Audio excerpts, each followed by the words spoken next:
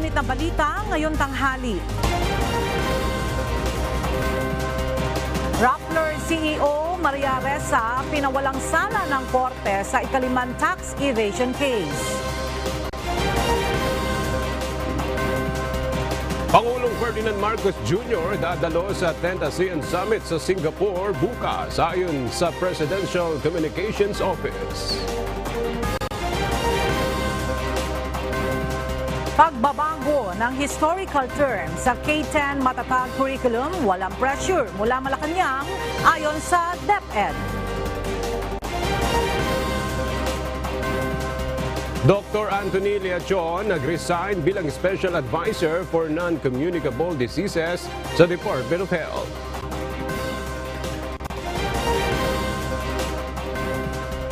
At mga issue kaugnay sa West Philippine Sea, dinidinig ng Senado ngayong araw. Alkalde ng Kalayaan Island na babahala sa mga Chinese vessel na nakapaligid sa isla.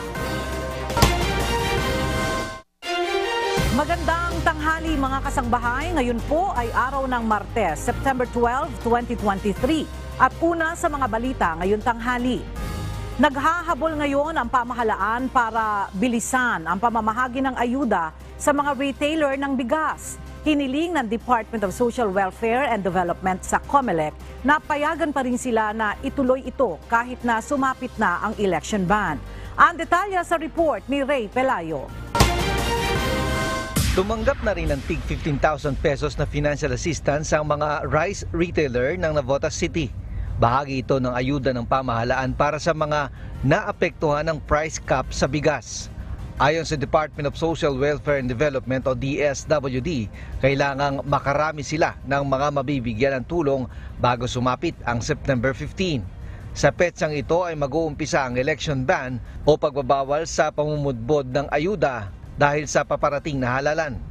Ngunit hiniling na rin ng DSWD sa COMELEC na mabigyan sila ng exemption. Yung September 14 is to make sure lang na kung tayo man ay hindi mabigyan ng exemption ng COMELEC dahil doon sa election ban, bawal kasi tayong mamahagi ng mga ayuda, maliban na lang kung may exemption. So yun lang yung binibit natin. Tinatayang nasa 60,000 ang mga rice retailer sa buong bansa. Pero para maging benepisyaryo ng ayuda, dapat ay may mga tinda silang 41 at 45 pesos na kada kilo ng bigas. Upon monitoring, kailangan sinusunod nila yung price ceiling natin. Kasi doon lang natin masasabi na sila affected po na rice retailers. May mga lokal na pamahalaan na nagbigay pa ng ibang ayuda gaya sa Valenzuela na libre ang 3 buwang renta sa pwesto sa palengke. Roughly around 5,000 a month po yung renta nila. So times 3, 15,000 po na tulong, financial assistance ang ibibigay ho natin sa kanila. Ray Pelayo, UNTV News and Rescue. Diyos ang aming sandigan, serbisyo publiko ang aming pinahahalagahan. Bagaman sinimulan na ng pamahalaan noong Sabado ang pamamahagi ng cash assistance sa mga rice retailers sa Metro Manila, may ilang mga nagtitinda ng bigas sa Commonwealth Market ang hindi pa nakakatanggap ng ayuda.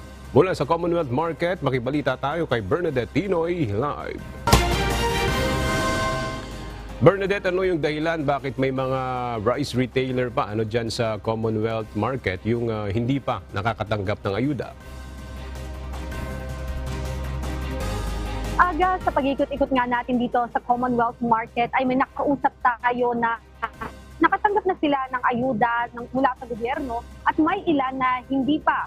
Tulad na lang ni J. Gregorio na pinuntahan ng mga opisyal ng Department of Trade and Industry kaninang umaga dahil hindi pa ito nabibigyan ng cash assistance. Tugon naman niya ay wala ang mismong may-ari ng bigasan kaya hindi rin maproseso ang pagbibigay ng ayuda. Gayunpaman ay sinunod nila ang price cap kaya ang dating 48 pesos na well-milled rice ay binibenta na nila ng 45 pesos.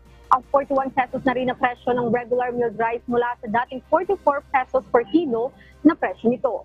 Ayon din sa ilang nagtitinda ng bigas ay may kita na rin sila kahit papano dahil marami ang bumibili sa mababang presyo. Pero noong unang lingguan niya ay talagang kaunti lang kita nila dahil mula nga sa mataas na presyo ng bigas ay ibinaba nila ito para makasunod sa inilabas sa Executive Order No. 39. At kanina rin aga, no, nasa Muñoz Market tayo at nakausap din natin ng mga rice retailers doon na nabigyan ng cash assistance. Sinabi naman nila na kahit paano ay malaking tulong na rin ang pagbibigay ng ayuda ng gobyerno. At yan muna ang latest mula dito sa Commonwealth Market. Balik sa iyo, Aga. Maraming salamat, Bernadette Pinoy. Pabor si Marikina City Representative Stella Kimbo sa pagbabawas ng rice tariff sa inaangkat na bigas. Anya, hindi epektibo kung magiging pangmatagalan ang price ceiling sa Pinoy staple food. Mula sa House of Representatives, alamin natin ang detalye kay Rosalie Coz, live.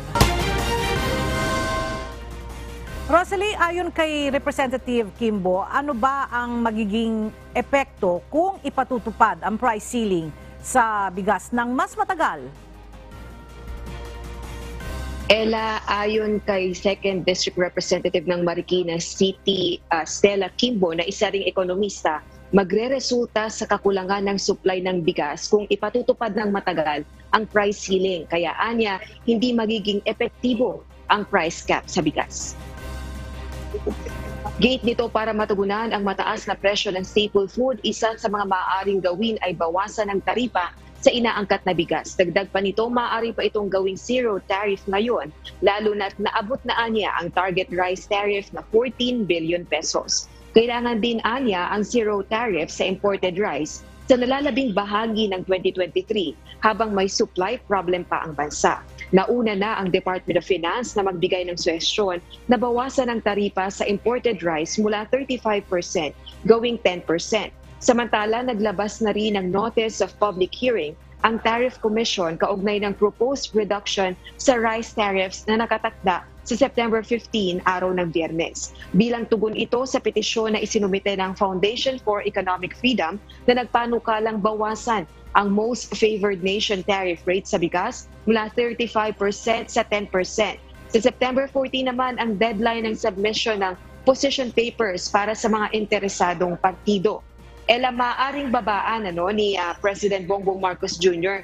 ang taripa sa rice o sa imported rice sa pamagitan lamang yan ng isang executive order. Subalit ito ay kung hindi nakasesyon ang Kongreso. Sa ngayon kasi hanggang September 29 pa ang second regular session ng 19th Congress. Balik sa iyo, Ella. Alright, maraming salamat, Rosalie Coz. Nais palawigin ng pamahalaan ang mga makabagong teknolohiya na natutuklasan ng mga Agricultural State University, katuwang ang Philippine Rice Research Institute o PhilRice. Ayon sa Pangulo, sapat ang bansa pagdating sa pananaliksik ng mga makabagong kaalaman, pero ang problema hanggang sa mga laboratorio lamang ito at hindi na ilalabas sa mas nakararami, lalo sa mga magsasaka. Narito ang report ni Ryan Lacanlale. Pinuri ni Pangulong Ferdinand Marcos Jr. ang matagumpay na rice paddy art ng Mariano Marcos State University o MMSU sa Batac, Ilocos Norte, katuwang ang Philippine Rice Research Institute o PhilRice sa ika-6 na taong rice paddy art ito. Ayon sa Pangulo, patunay ito ng matagumpay na pagtuklas ng kaalaman pagdating sa pagsasaka kung saan ang pagtatanim ng palay ay nagiging magandang art canvas. Of course, it's very entertaining to see your picture drawn out on a rice field. But what it demonstrates, and it is a very kind gesture, but what it demonstrates is how much it is we already know about the cultivation of rice and other agricultural products. And the reason is that MMSU, for those who are not familiar with the history of MMSU, MMSU is a collection. Ayon sa Pangulo, huwaran ang isinasagawang research ng MMSU at PhilRice sa tagal ng panahon. Nakita daw natin kung gaano nakalaki ang pagtuklas pa nito ng kaalaman at teknolohiya. Pero ang malaking kinakaharap na problema, hindi lamang sa Ilocos Norte kundi maging sa buong bansa, ay hindi na ilalabas sa mga laboratorio ang mga makabagong teknolohiyang natutuklasan sa pagsasaka. Yung tinatawag na pag-scale. Well, how do you move the new technology from the laboratory to the market? How do you learn how to produce that new product? in a large scale. So you're not talking about doing 2 or 3 hectares, you're talking about planting 200,000 hectares. Kaya ito ang nais pagtuunan ngayon ng pansin ng Department of Agriculture na pinamumunuan ng Pangulo. Sabi pa ng Pangulo, kailangang mapataas ang produksyon ng palay nang hindi nasasakripisyo ang kapakanan ng mga magsasaka. Itinampok naman si Pangulong Ferdinand Marcos Jr. sa taunang Rice Paddy Art ng MMSU at PhilRice. Bilang suporta sa hangarin ng pamahalaan na makamit ang food security ng bansa at mapalakas ang agriculture sector, itinampok si Pangulong Ferdinand Marcos Jr. at ang kanyang slogan na Bagong Pilipinas. Ang Paddy Art ay taunang isinasagawa ng MMSU at PhilRice simula pa noong 2018. Ito ay bilang pagkilala sa mga individual na nagkaroon ng mahalagang kontribusyon sa agrikultura at nation building sa probinsya ng Ilocos Norte. Halimbawa dito ay ang pagpapakita ng inobasyon sa rice production technology at promosyon ng agritourism. Nagsimula ang ganitong sining sa Japan noong 1993 kung saan nakakagawa sila ng imahe ng tao sa pamamagitan ng iba't ibang uri ng palay. Dito sa MMSU maraming turista ang nagpupunta upang makita ang Paddy Art. Ryan Lacanlale, UNTV News and Rescue. Diyos ang aming sandigan, serbisyo publiko ang aming pinahahalagahan. Mahigit 20 insidente na hinihinalang may kinalaman sa parating na halalan ang naitala ng Philippine National Police mula nang magsimula ang election period nitong August 28. Pero ayon sa tagapagsalita ng PNP, 2 lamang sa mga ito ang validated o napatunayan na talagang may kaugnayan sa idaraos na barangay at SK election sa Oktubre. Narito ang report ni Lea Ilagan. Patuloy na nadadagdagan ang naitatalang suspected election-related incidents na ang pulisya habang papalapit ang barangay at sangguniang kabataan elections. Ayon kay PNP Public Information Office Acting Chief Police Colonel Jean Fajardo, sa ngayon mayroon ng 22 insidente nang pinaghihinalaang may kinalaman sa halalan. 11 sa naturang bilang ang validated na non-election related incidents, habang 2 lamang ang naitalang may kinalaman sa halalan. Ito ay ang pamamaril sa incumbent barangay chairman sa Libon Albay at ang pamamaril sa Malabang Lanao del Sur noong filing ng COC. Kaya naman, irerekomenda na ng security forces sa COMELEC na isailalim ang Libon at Malabang sa COMELEC control.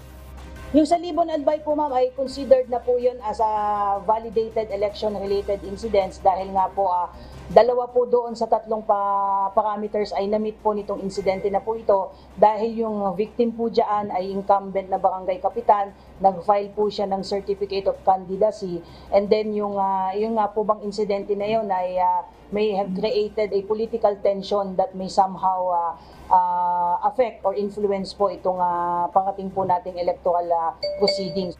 Samantala, nakasuhan na rin ang 2 suspect sa pagpapaputok ng baril sa Malabang Lanao del Sur matapos na sumuko sa PNP. May karagdagang kaso na isinampa po sa kanila. So 3 na po yung isinampang kaso sa kanila. Una po yung indiscriminate firing, violation po ng gun ban at violation po ng Republic Act 10591. Maliban po sa kanilang pagsuko ay isinurrender din po nila yung kanilang baril, 2 M16 po at kasama po yung mga na isinurrender po nila. Inaalam naman ng PNP ang impormasyon na nagsisilbing bodyguard ang mga ito ng isang incumbent local government official. Lea Ilagan, UNTV News and Rescue. Diyos ang aming sandigan, serbisyo publiko ang aming pinahahalagahan. Umabot na sa mahigit 400 ang bilang ng mga naitalang lumabag sa ipinatutupad na COMELEC gun ban ayon sa Philippine National Police. Ang naturang bilang ay nag-umpisa sa pagsisimula ng election period noong August 28. Mula sa Camp Crame, nagbabalik si Lea Ilagan live. Lea, pawang mga sibilyan ba itong mahigit sa 400 lumabag sa gun ban? Magandang tanghali sa iyo agad. Dyan sa mga nahuling lumabag sa COMELEC gun ban, 441 lamang ang sibilyan. Siyam ang naitalang security guard, 2 ang nahuling miyembro ng Philippine National Police, 2 din mula sa Armed Forces of the Philippines, 1 elected government official at 1 Civilian Auxiliary Army o yung tinatawag na CAFGU. Ayon kay PNP Public Information Office Acting Chief Police Colonel Jean Fajardo, ang mga nahuli ay mahaharap sa kasong paglabag sa Election Code at Republic Act 10591 o Comprehensive Law on Firearms and Ammunition. Nakakumpiska din aga ang Philippine National Police na nasa 286 na mga baril sa ipinatutupad na gun ban sa bansa.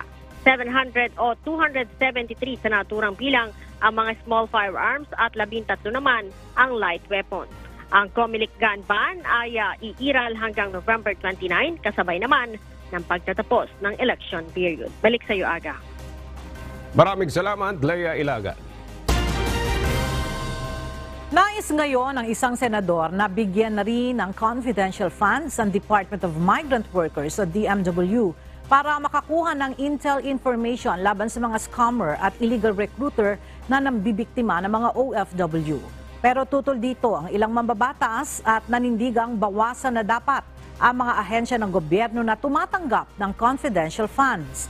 Ang detalye sa report ni Herlene Delgado.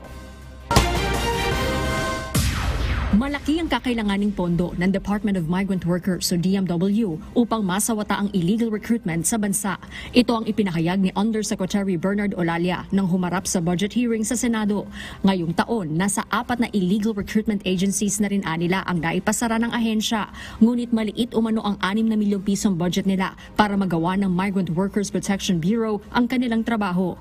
Kagandahan po nito, hindi lang po local operations kasi ang paggagamitan nito. Meron din po kaming mga international operations na kung saan yung migrant works offices namin ay dapat kasama din po namin sa pakikipaglaban-laban sa illegal recruitment at trafficking in persons. Kailangan din po nila ng confidential fund. Kaya upang maiwasan na umano ang panloloko sa mga overseas Filipino worker o OFW, iminungkahi ni Senator Raffy Tulfo na mabigyan na rin ng confidential funds ang DMW.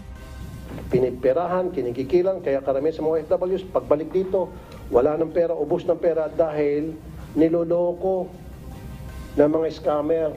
So, we need intel information. Pero tutol ang ilang mambabatas na bigyan pa ng confidential funds ang DMW. Anila dapat paliitin pa ang bilang ng mga ahensya ng gobyerno na tumatanggap ng confidential at intelligence funds at ipaubayan na ito sa law enforcement agencies. Maging example tayo na civilian departments do not need this. Dapat iwan na lang natin sa mga departments or agencies that are concerned in national security.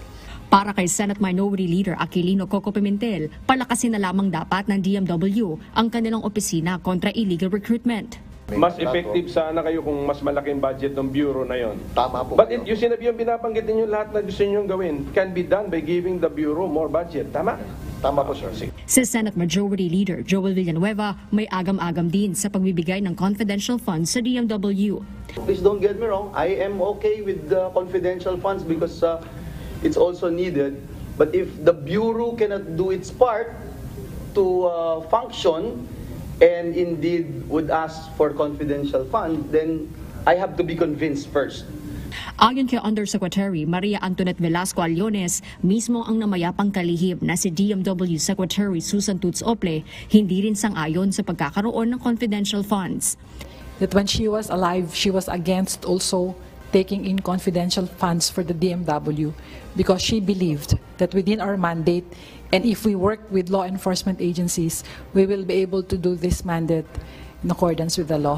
Ayon kay DMW Officer in Charge Hans Leo Kakdak, kasama sa orihinal nilang hiniling ang 10 million pesos na confidential funds, ngunit hindi ito nakasama sa 2024 National Expenditure Program.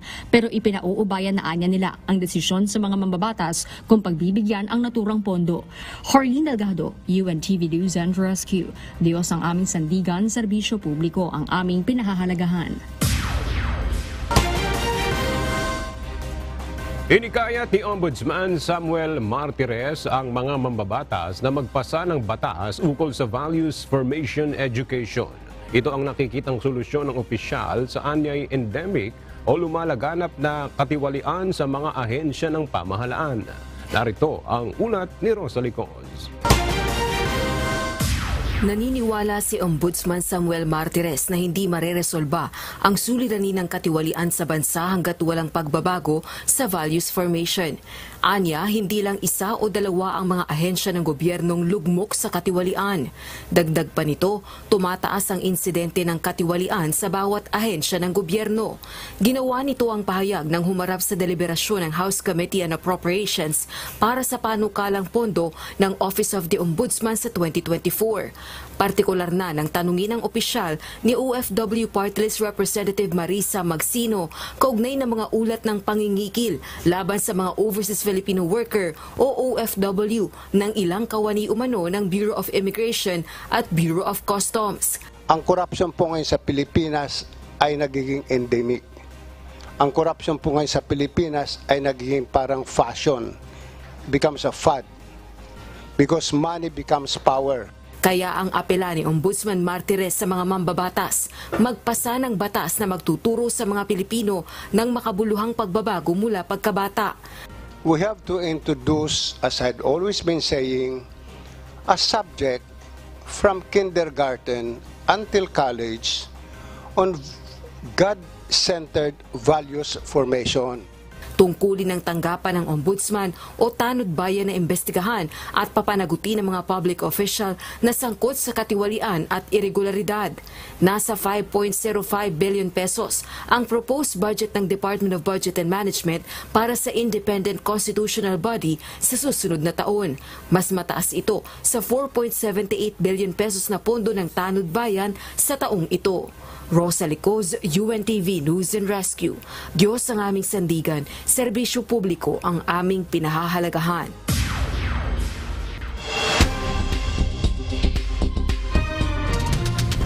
Roundup Balita.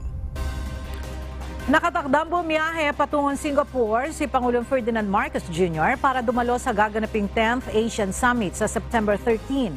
Ayon sa Presidential Communications Office o PCO, dito makikipagpulong ang Pangulo sa iba pang world leaders, business groups at economic managers para sa pagpapalakas ng ugnayang pang-ekonomiya at partnership sa ibang mga bansa.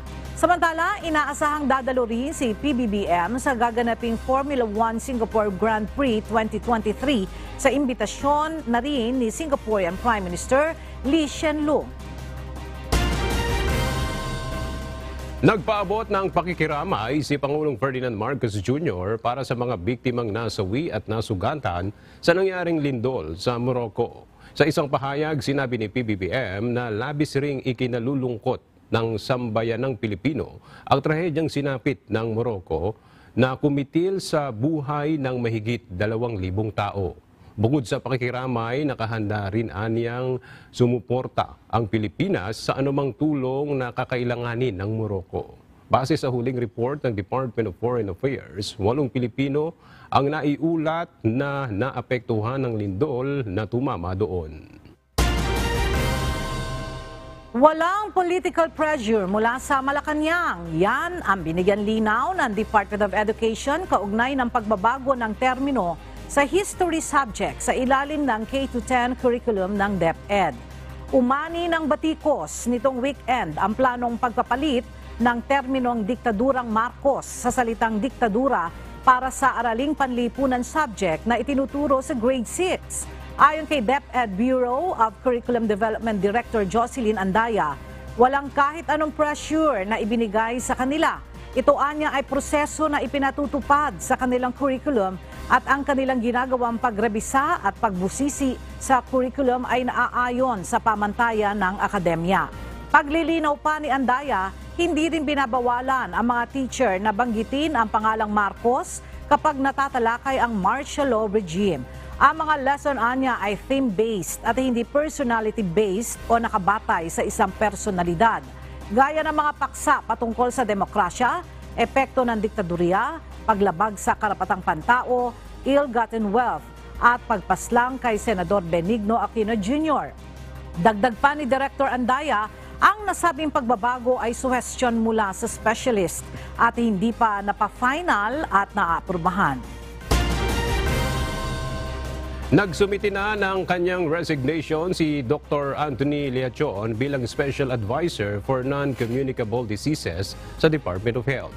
Aniya, nagdesisyon siyang mag-resign matapos ang masusing konsiderasyon at base na rin ito sa personal na dahilan. Naniniwalaan niya si Dr. Liachon na ito ay mas makabubuti para sa kanya, sa kanyang pamilya at para sa hinaharap. Bago pa ang kanyang paghahain ng resignation, nauna nang kinuwestiyon ni dating Health Secretary at gayoy Iloilo 1st District Representative Janet Garin ang appointment ni Dr. Liachon sa DOH. Napag-alaman rin ng komite sa Kamara na wala rin umanong master's o doctorate degree in public health si Dr. Liachon kaya't hindi siya maituturing na public health expert. Agosto ngayong taon nang ma-appoint si Dr. Liachon bilang Special Advisor for Non-Communicable Diseases sa DOH. Sisimulan na ng Metropolitan Manila Development Authority o MMDA ang pagbibigay ng libreng training program para sa mga motorcycle riding. Ayon sa MMDA, magbubukas na sa darating na September 27 ang Motorcycle Riding Academy na layong bigyan ng formal training at turuan ang mga motorcycle rider ng ligtas na pagpapatakbo ng motor. Gayon din ang emergency response training. Kasama rin sa mga ituturo ang road courtesy, disiplina at pagsunod sa mga batas trapiko. Aabot sa 100 riders per batch ang kayang i-accommodate sa academy at tatagal ang training sa loob ng 2 buwan. Sa ngayon ay inaantabayanan pa kung papaano ang magiging enrollment process ng MMDA para sa mga nais na mag-avail ng training. Umiiral pa rin ang isang low-pressure area sa Philippine Area of Responsibility. Namataan ito ng Pag-asa kaninang 4 a.m. sa layong 790 kilometers sa Silangan-Hilagang Silangan ng Basco, Batanes. Ayon sa Pag-asa, sa ngayon ay maliit ang posibilidad na maging bagyo ito. Pero posibleng palakasin ito ang habagat. Apektado ng trough o buntot ng LPA ang Batanes at Cagayan kung saan mararanasan ang kalat-kalat na pag-ulan. Kaparehong kondisyon din ang mararanasan sa Bicol Region, Mimaropa, Western Visayas, Zamboanga Peninsula, BARMM at Northern Samar dahil naman sa epekto ng habagat. Ang Metro Manila at nalalabing bahagi ng bansa ay makararanas ng papulupulong pag-ulan, pagkidlat at pagkulog. Pinawalang sala ng Pasig Regional Trial Court Branch 157 sa kanyang ikalima at huling kasong tax evasion ang CEO ng Rappler na si Maria Ressa. Nag-ugat ito sa umano'y sadyang paglalagay ng maling impormasyon sa second quarter VAT return ng Rappler Holdings Corporation noong taong 2015. Mula sa Maynila, makibalita tayo kay Dante Amento live. Dante, may natitira pa bang kaso si Maria Ressa hinggil sa tax evasion? Yes, Aga, pagdating sa tax-related cases, wala nang kasong natitira si Maria Ressa at gayon din yung kumpanyang kanyang pinangunahan ang Rappler Holdings Corporation. Acquitted o pinawalang sala ng Pasig Regional Trial Court Branch 157 ang Rappler CEO na si Maria Ressa at Rappler Holdings Corporation sa kasong tax evasion na isinampa ng Bureau of Internal Revenue o BIR noong 2018. Ayon sa korte, hindi ginawa ng mga akusado ang inihain sa kanilang kaso. Nag-ugat ito sa umano'y sadyang paglalagay ng maling impormasyon sa second quarter ng VAT return ng Rappler Holdings Corporation taong 2015 sa panahon ni dating Pangulong Rodrigo Duterte. Tumagal ng halos 5 taon ang kaso bago magkaroon ng hatol. Ito ang ikalima at huling tax case ni Ressa at gayon din ng Rappler Holdings Corporation. Una nang pinawalang sala ng Court of Appeal si Ressa noong January 2023 sa 4 pang tax-related case. Nagpasalamat naman si Ressa sa naging desisyon ng korte na anya itagumpay din ng hustisya at press freedom sa bansa.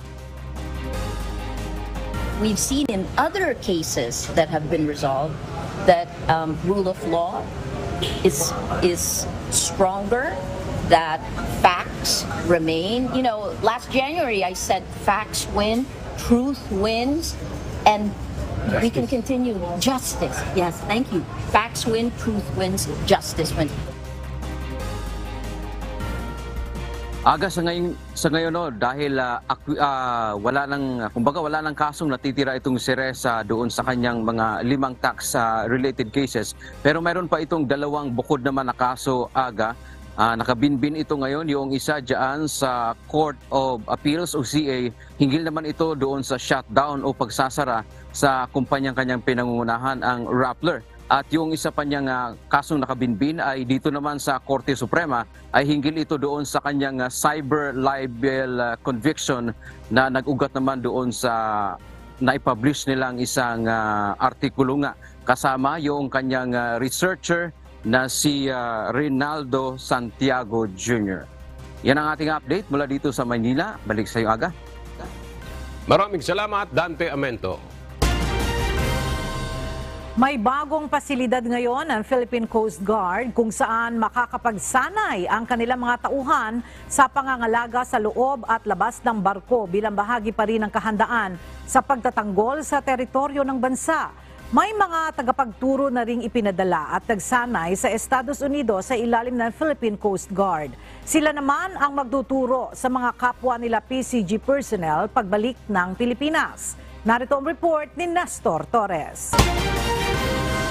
Pinasiniyaan na kahapon sa paunguna ni United States Ambassador to the Philippines Mary Kay Carlson ang bagong 2 palapag na Specialized Education and Technical Building sa Balagtas, Bulacan para sa Fleet Education Training and Doctrine Development Institute ng Philippine Coast Guard. Ang nasabing pasilidad ay may 15 rooms na pinondohan ng 250 million pesos ng pamahalaan ng Estados Unidos sa pamamagitan ng US Department of Defense, US Coast Guard, US Embassy at Joint US Military Assistance Group o HUSMAG. Sa pasilidad na ito, sasanayin sa technical competencies ang mga tauhan ng PCG. Dito rin lahat, pati yung mga maliliit natin na vessels, pati yung mga aluminum boats, pati yung maintenance ng mga rubber boats, lahat ng maritime operations related activities dito natin gagawin. They will have classroom instructions and may simulator tayo, mayroon tayong laboratory for the engine room. So lahat nandito except for the physical water na kailangan. Ginawa ang pasilidad na ito para maitaas pa ang profesionalismo ng mga manlalayag ng Philippine Coast Guard at lalong mapalakas ang puwersa ng pagtatanggol ng pangkaragatang teritoryo. Karamihan sa mga trainers sa binuksang pasilidad ay mga miyembro din ng Philippine Coast Guard na pinag-aral pa ng US at nagsanay sa ilalim ng US Coast Guard. Simula 2014 ay may mga pinadadala na ang PCG personnel sa Estados Unidos para magsanay. May mobile training team din ang US Coast Guard na bumabiyahe papunta ng Pilipinas para magturo. Samantala, sinabi naman ni US Ambassador Mary Kay Carlson na handa ang Amerika na suportahan at tulungan ang pangangailangan ng Pilipinas, lalo na kung may kinalaman ito sa pangangailangan at sa ikatututo ng Philippine Coast Guard. A long-term commitment to the Coast Guard, to the people of the Philippines, because we are truly your steadfast friends. We are partners in prosperity, and we are ironclad allies. And that's a mutual defense treaty that we have. So that goes both ways. When the Philippine Coast Guard is strong, our U.S.-Philippine alliance is strong. We are able to rescue any folks who have problems at sea. We're able to protect livelihoods, including combating illegal and unreported fishing. So it's truly a partnership that is very meaningful.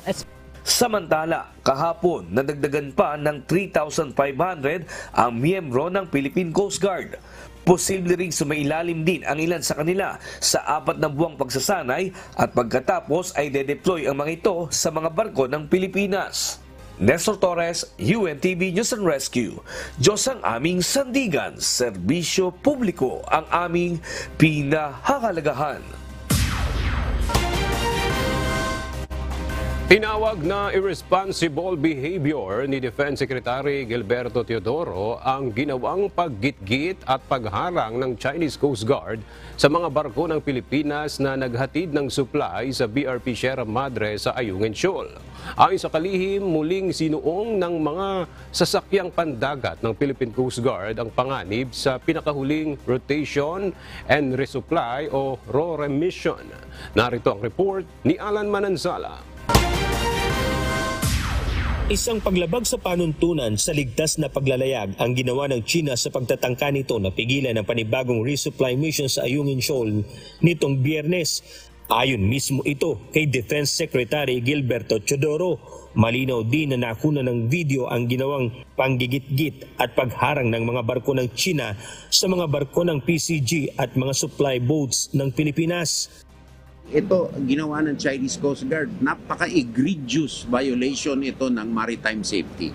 Hindi ako kapitan ng barko, pero kita mo naman ang paggigit-git nila. At kung may mangyari, sino ang sasagot? Ano ang mangyayari? This is, to me, irresponsible behavior on the part of the Chinese Coast Guard. And I think that the world knows who is in the right here. So it doesn't need much more saying or talking about. The world has reacted before to the water cannoning, and I think what has to be underscored here is that wala ngang water cannoning, pero mas delikado ang mga maniobra na ginawa nila sa mga kasama natin na Philippine Coast Guard, no? Ayon sa National Task Force West Philippine Sea o NTF-WPS, mariin nilang kinukundina ang patuloy na iligal, agresibo at panggulong asal ng Chinese Coast Guard at Chinese militia vessels sa loob ng ating EEZ o Exclusive Economic Zone. Ang China ay maigpit na tinututulan ang pinakabagong misyon ng Pilipinas na mag-supply sa Ayungin Shoal na kanilang tinatawag na Renai Reef. Samantala, magagamit na ng Philippine Navy ang dalawang Alvarez-class patrol vessel o ACPV bilang bagong sea assets ng bansa matapos ang official turnover na ginanap kahapon sa himpilan ng hukbong dagat. Ang dalawang sasakyang pangdagat ay pinangalan ng BRP Valentin Diaz PS-177 at BRP Ladislao Diwa PS-178. Isinunod ang mga pangalan nito sa dalawang mga bayaning Pilipino na kasama sa mga tagapagtatag ng katipunan na nanguna sa revolusyon laban sa Espanya noong 1896. Ito ay may sukat ng mga 179 feet o 55 meter ang haba at 24.9 feet ang lapad. Isa sa pangunahing tutungkulin ng BRP Ladislao Diwa at BRP Valentin Diaz ang suyurin ang mga mabababaw na coastal area sa bansa na hindi na kaya pang pasukin ng malalaking barko. Ito ay angkop para sa patrol, interdiction at surveillance operations. Maaari din itong rumisponde sa mga pangangailangan sa mga emergency at littoral battle space sa loob ng mga low-intensity conflict environment. Pinalalakas ng Alvarez-class patrol ships ng Philippine Navy ang kakayahan sa mga coastal patrol sa ating mga karagatan at mga sea lanes of communications at iba pang mga operasyong pangdagat at HADR. Alan Manansala, UNTV News and Rescue.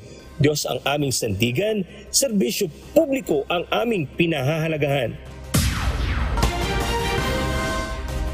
Dinidinig ngayon sa Senado ang iba't ibang issue sa West Philippine Sea, partikular na ang presensya at agresibong aktibidad ng Chinese Coast Guard. Dito inamin ng alkalde ng Kalayaan Island sa Palawan na nababahala sila sa Chinese vessels na nakapaligid sa kanilang lugar. Mula sa Senado, may report si Harleen Delgado live. Harleen, ano na ang mga napag-usapan sa pagdinig? Nananawagan nga ng suporta si Kalayaan Mayor Roberto Del Mundo mula sa mga mamabatas na mabigyan tulong ang munisipalidad ng Kalayaan. Sa pagdinig ng Senate Committee on National Defense, sinabi ng alkalde na bagaman malayo sila sa Ayungin Shoal, nababahala pa rin nila sila sa patuloy na presensya ng Chinese Coast Guard na nakapaligid sa Pag-asa Island.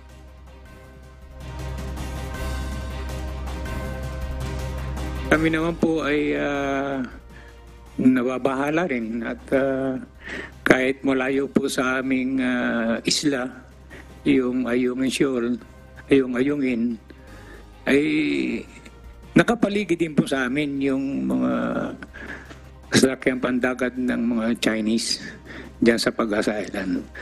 Kami naman po ay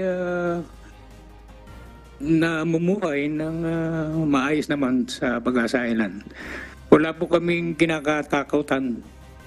Kami po ay yung aming mga mamamayan ay talaga pong gustong-gusto pang manatili doon. Humiling sa mga senador si Del Mundo na masuportahan ang nasa 13 proyekto, kabilang ang sasakyang pandagat na yari sa bakal at service vehicle. Ganoon din ang pagpapaayos sa munisipyo na napinsala matapos manalasa ang bagyong Odette, school building, fire building at 13 housing unit. Kailangan din anya ng water desalination para sa malinis na supply ng tubig. Samantala, Ella, nagpasalamat naman si Philippine Coast Guard o PCG Commandant Admiral Artemio Abu sa suporta ng mga senador na malaking tulong anya sa moral ng Coast Guard. Si Senate Deputy Minority Leader Rizzo Ontiveros isinusulong na maitaas ang intelligence funds ng PCG. Anya, hindi katanggap-tanggap na nasa 10 milyong piso lamang mula taong 2009 ang natatanggap na intelligence funds ng ahensya. Gayong ito ang dumidepensa sa bansa laban sa China. Dito nabanggit din Ella ni PCG spokesperson for West Philippine Sea, Commodore J. Tarriela, na naniniwala siyang hindi lalaganap ang misinformation ng China kaugnay ng issues sa West Philippine Sea kung walang state actor na sumusuporta rito. Ella, sa ngayon nagpapatuloy pa yung pagdinig kaugnay ng sitwasyon sa West Philippine Sea. At yan mo ng update mula rito sa Senado. Balik sa'yo, Ella. Maraming salamat, Herlene Delgado.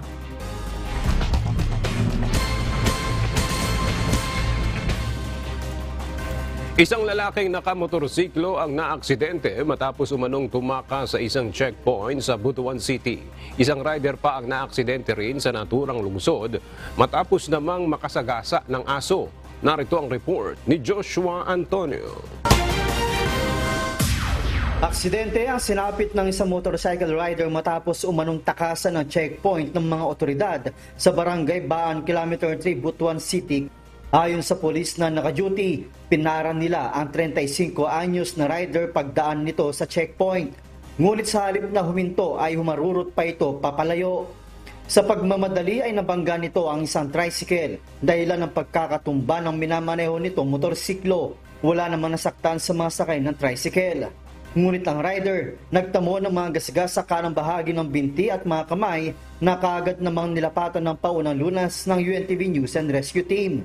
Habang naruruging po kami sa Butuan City, tinawagan kami ng Operation Center ng Butuan, CDRMO. Meron daw vehicular accident sa Baan KM3. So mabilis kami nagresponde. Pagdating namin doon sa area, nakaupo sa gilid ng karsada ang victim. Matapos malapatan ng paunang lunas, dinala ito sa Holy Child Colleges of Butuan Hospital. Isa pang motorcycle accident ang nirespondihan ng UNTV News and Rescue Team sa Barangay Lemon, Butuan City pasado alas 8 kagabi. Kinilala ang aksidenteng rider na si Nestor Roma. Kwento ng kasamahan nito, may nahagip silang aso na nasa gitna ng kalsada. Natingala lang ko kay natumba ron, may kalitin. Ang akong ipotan sa pastungan nung natumba man ta, ayan siya nga, na ako yung naguna sa amo nga motor. Kaya naman ko sa layo, di kaya na ako maklaro. Gabiin naman, niyaan siya nga. Ako yung nag-unang motor, nabanggaan tong ero. Tapos, wala na tumba tong nakabangga, kaya marang napingisra. Sa katong, kami may nagsunod, kami may nakakuan sa ero. Na sentro niya mo itong na balitok, may mga tulukado pa ang nakuanan na mo, nalabayan na mo duha. Nagikan mi sa Malikato, sa Las Nieves, o sa Bonifacio. Nagtamo ng multiple abrasions sa mukha, kamay at tuhod si Roma na kaagad namang nilapatan ng paunang lunas ng UNTV News and Rescue. Matapos ang ginawang assessment sa biktima, dinala ito sa Agusan del Norte Provincial Hospital. Joshua Antonio, UNTV News and Rescue. Diyos ang aming sandigan, serbisyo publiko ang aming pinahalagahan.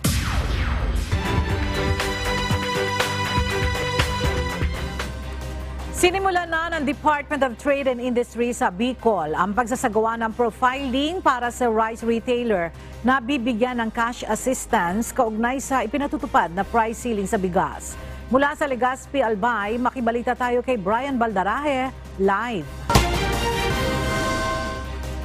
Brian, sa datos ng DTI, mga nasa ilang rice retailer dyan sa Bicol ang apektado nitong ipinatutupad na price ceiling sa bigas.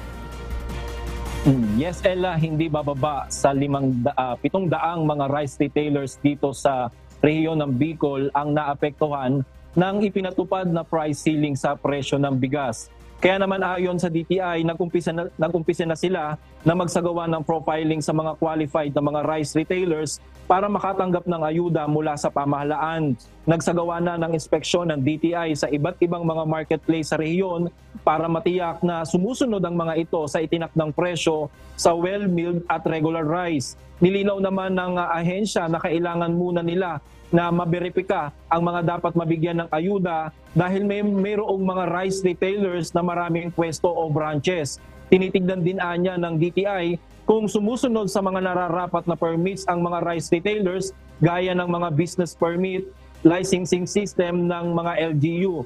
Sakaling makapasa ang mga sa verifikasyon ang mga rice retailers, tatanggap ng tigli 15,000 financial assistance ang mga rice retailers sa rehiyon. Sa ngayon, patuloy ang isinasagawang pag-iikot sa mga pamilihan ng mga Price Coordinating Council ng iba't ibang provincial government. Ito'y upang mabantayan ang kung sumusunod nga ba sa ipinatupad na Executive Order 39 ang mga rice retailers dito sa Bicol. At yan munang balita mula dito sa Albay. Balik sa inyo, Ella. Maraming salamat, Brian Baldarahe.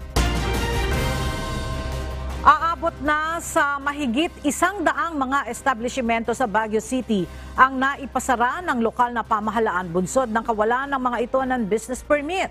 At para sa detalye ng balitang yan, ihahatid sa atin ni Grace Flores live. Grace, ano-anong mga establishment itong ipinasara ng Baguio LGU? Yes, Ella, karamihan nga sa mga establishmento na isinara ay ang real estate lessors, partikular na ang mga boarding house, transient at apartment. Ayon kay Permit and Licensing Division Supervising Administrator Officer Alan Abayaw ng Pamahalang Lungsod ng Baguio, ang PLD ay nagsara ng kabuang 142 na establishmento mula Enero hanggang Setyembre 2023 dahil sa operasyon ng walang business permit. Maliban sa boarding house, transient at apartment, ang iba pang negosyong isinara dahil sa kawalan ng permit ay ang mga sari-sari store, kainan, dry goods, junk shop, pasalubong products, pet shop, cable installation services at immigration service institution. Ayon pa kay Abayaw, higit 700 closure orders ang inihanda para sa pagpapatupad sa mga darating na linggo kapag ang isang buwang palugit para sa pagsunod ay hindi matugunan. Ang isang business permit ay may visa sa loob ng 1 taon at dapat i-renew sa unang 3 buwan ng bawat taon. Sinabi din ni Abayaw na sisimulan ng PLD ang kanilang regular na inspeksyon at maglalabas ng notice of violation mula Abril pataas, ngunit maaring magsagawa ng inspeksyon simula Enero kung may mga pampublikong reklamo hinggil sa mga partikular na establishmento. Pagkatapos ng pagpapalabas ng NOV, magsasagawa ang PLD ng monitoring para matiyak ang pagsunod sa mga kinakailangan sa business permit. Ang pagkabigong sumunod sa loob ng 1 taong panahon ay magriresulta sa pagkumpiska ng mga produkto o pagsasara ng establishmento. Samantala, Ella, mayroong 21 business permit applications ang nakabinbin sa City Planning and Development Office para sa zoning clearance. Yan muna ang balita. Balik sa'yo, Ella. Maraming salamat, Grace Flores, live na nagulat mula sa Baguio City.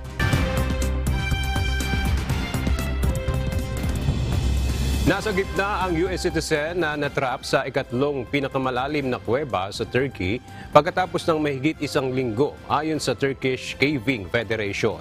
Mahigit 150 tao ang nagtulong-tulong upang mailigtas si Mark Dickey pagkatapos makaranas ng stomach problem sa Morka Cave noong September 2. Ayon sa mga organizer, isa ito sa malaki at pinakakomplikadong underground rescue na isinigawa. Co-leader ng isang team si Mark Dickey na nagsasagawa ng mapa para sa isang bagong lagusan sa kuweba nang makaranas ito ng gastrointestinal bleeding. Halos 1.3 kilometers below the ground ang pinakamababang bahagi ng Morka Cave. Naiulat ang pagbiyahe ni North Korean leader Kim Jong-un patungong Russia. Inaasahang makikipagpulong ito kay Russian President Vladimir Putin. Ang detalye sa ulat ni Rowena Diaz. Nagsimula na sa pagbiyahe si North Korean leader Kim Jong-un patungong Vladivostok, Russia para sa isang pakikipagpulong kay Russian President Vladimir Putin. Iniulat ng South Korean media na nakalis na sa Pyongyang ang armored train na ginagamit ni Kim sa kanyang foreign visits. Araw ng Martes, local time, inaasahang magpupulong ang dalawang leader. Kinumpirma naman ng Kremlin ang gagawing pagbisita ni Kim sa Russia sa mga susunod na araw. Kung matutuloy ang summit kay Putin, kauna-unahan itong international trip ng North Korean leader sa loob ng mahigit na 4 na taon at mula noong pandemya. Samantala, inaasahan ng isang US official na mapag-uusapan ng dalawa ang posibilidad na pagkakaloob ng armas ng Pyongyang sa Moscow. Ito ay upang suportahan umano ang patuloy na giyera ng Russia laban sa Ukraine. Rowena Diaz, UNTV News and Rescue. Diyos ang aming sandigan. Serbisyo publiko ang aming pinahahalagahan.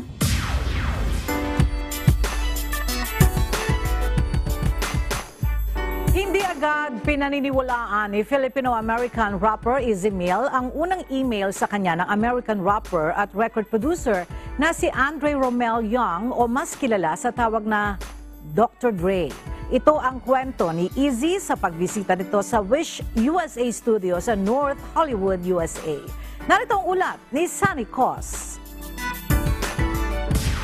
Bumisita si Filipino-American rapper Easy Mill sa Wish USA Studio para sa isang one-on-one interview at upang sagutin ang ilan sa mga katanungan matapos makipag-ugnayan ni na rap titan Eminem at Dr. Dre kay Easy.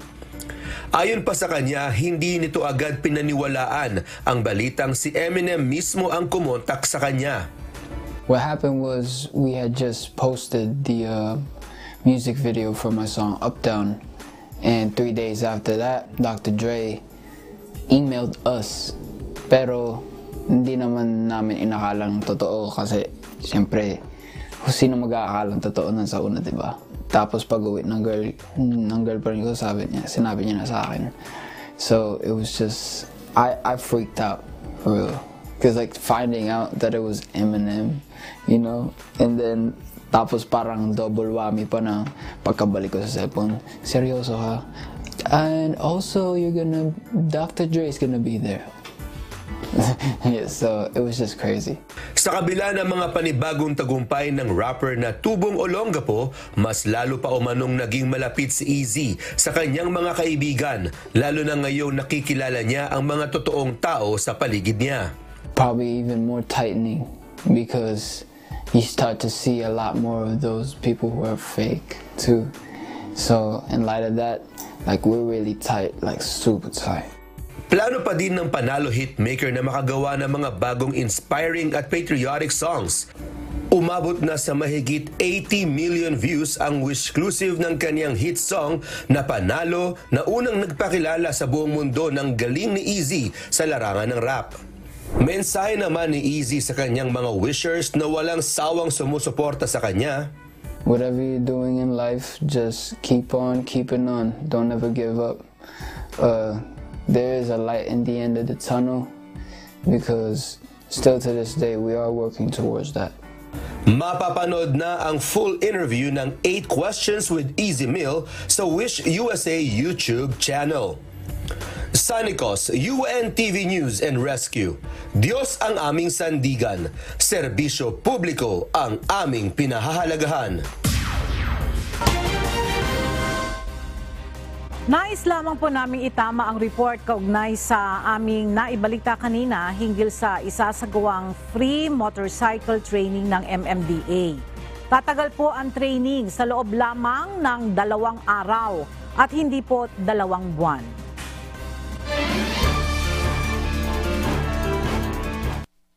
Samantala sa kapapasok lamang po na balita, sisimulan bukas ng Land Transportation Franchising and Regulatory Board o LTFRB ang pamamahagi ng fuel subsidy.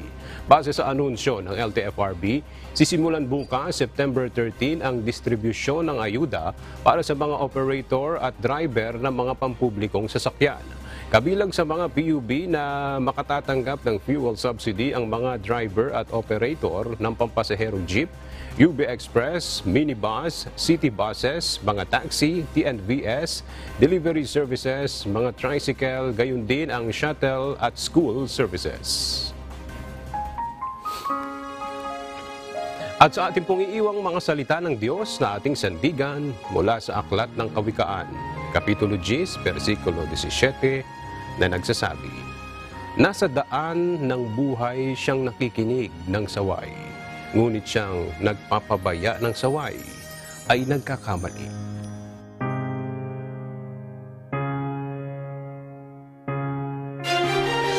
At yan ang mga balitang aming tinutukan at inaksyonan dahil sa aming pagbabalita, una ang pagkalinga sa kapwa. UNTVC News, may balita saan mang panig ng daigdig. At dito sa UNTV, Diyos ang aming sandigan, serbisyo publiko ang aming pinahahalagahan. Magandang tanghali.